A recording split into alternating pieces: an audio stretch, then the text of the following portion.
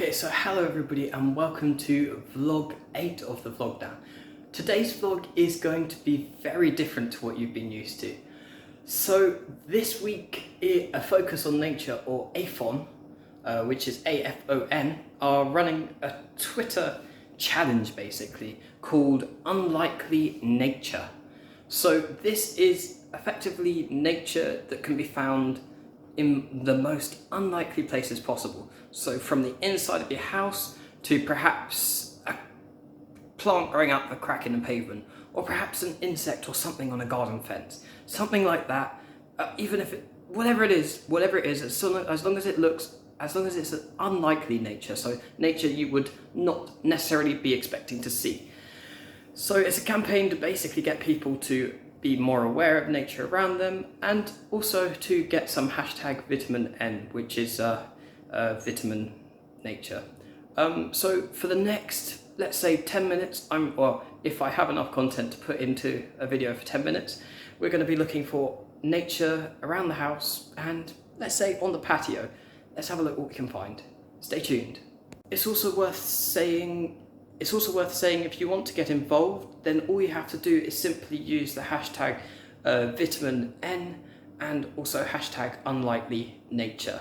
And also be sure to tag AFON, A Focus on Nature, in all your tweets and Instagram posts with regards to this event. So let's go and have a look at what we can find. Okay, so it's taken me a little while to find something, but the first bit of nature that I found in an unlikely place is this little guy here. Don't know if you can see it, I'll zoom in on him in a second, but this is, well, it's a spider. I'm actually not entirely sure what spider it is. I believe it's what most people call a daddy long legs, but I could be wrong. I'm probably wrong, I'm not a spider expert, I will just say that. But shh, don't tell my mum there's a spider in the house. So here's a closer view of that spider. In fact, yeah, I'm not even going to guess what species it is, but here is unlikely nature. So nature in an unlikely place. Let's go and see what else we can find. So unlikely nature can also be something that gives you hope during this time. And I don't know if you can hear that, but along this stretch of road here, because the traffic, literally there's no traffic because of the coronavirus, we have blackcaps and chiffchaff singing for the first time that I can remember along this stretch of road here, just from the bushes on the side of the road, which is pretty incredible. Obviously there are still cars like that one, but the reduction in traffic means that they are actually able to sing and hear themselves. And along this stretch of road that I'm on now, there's 4 pairs of blackcap and 1 pair of chiffchaff, and trust me, if that gives me hope for the future, or if that doesn't give you hope for the future, then I don't think anything will. Chiffchaff just giving it all over there. Wrens as well, they're louder than normal because of the reduced traffic noise.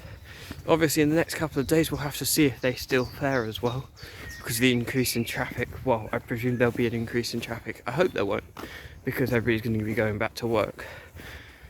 But goldfinch going overhead as well. But if that doesn't give you hope, and that doesn't count as unlikely nature, I don't know what does. Okay, so I guess unlikely nature also includes these guys, because this is a Canada Goose family behind me, just here. They have 4 goslings now. I'm not sure what happened to the 5th one, but as you can see, they're next to a very busy main road with buses. Oh, there's a bus actually, and lorries and stuff like that going past all the time. I'm not sure what that bus is doing there. That's a school bus. Anyway, that's beyond the point. Anyway, got these Canada Goose gosling here by the road. It's definitely unlikely nature. And we also have, where are they? There's a fly beside my head. There's also mallards and moorhen. I think I've got it that way around. And also in the water, where are they? Well, there's also a pair of tufted duck. Oh, that fly's annoying. But yeah, as with last week, I will probably come back up here actually on Saturday and possibly do a bit on dragonflies once it's a bit warmer again. As you can see, I'm in a coat, gloves, everything. It's 0 degrees at the moment. But yes, nice little Canada Goose family next to the road. So I thought I'd just share with you guys the view just very briefly whilst I'm here. What a view. I love it here.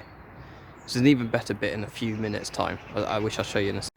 So just quickly while I'm here, it's such a clear day today that actually what you're seeing in the background there is central London. So just over on the left, you can sort of, in fact, dead centre of your screen, you can just about make out Canary Wharf. And on the right hand side, sort of almost sort of a quarter of the way in from the right, you can just about make out the Shard. Also on a clear, well actually this is probably as clear and crisp a day as you want it, really. I mean, what view? I don't actually know how much of that you can see there, that's probably better. Now you can probably see. Okay, so next up in an unlikely place to find nature, I decided to have a look at the fence here. Doesn't seem like the first place you'd necessarily go to find wildlife in your garden, but I have to admit I was quite surprised at what I found. It wasn't a lot, but we did have a fence post jumping spider. Have a look at this. So this is a fence post jumping spider, and now jumping spiders are actually quite interesting because they don't actually make catching webs, so as in webs to catch insects that they eat.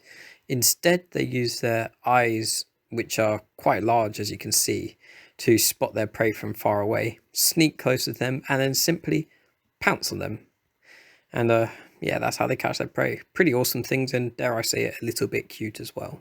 It's also interesting to note that actually the fence post jumping spider is our largest native jumping spider as well. So another place to look for unusual nature is the cracks in paving stones, like the cracks here on the patio. So we've got some plants here down here that are quite tricky to identify actually. I think this here is a trailing bellflower. We also have some common chickweed, I believe. There's a few grasses, there's mosses, there's lichen growing in, there's ants running around, stuff like that. So actually you'd be surprised at just how much nature there is just running about on paved surfaces and using the cracks as sort of corridors between perhaps where they nest and where they feed, which is pretty cool to witness. So yeah, unusual nature, hey? Okay, so I think that's enough unusual nature for one video. So if you liked it, then I hope that inspired you to take part as well. The challenge runs until the 17th of May. So all you have to do to take part is to upload your videos with the hashtag unusual nature and hashtag vitamin N, and also to tag AFON or a focus on nature into your photo or Twitter post or whatever it is, or Instagram, Facebook, if you still use Facebook, then Facebook. So yes, I'm going to head inside now and have a look at what's on the camera trap from last night.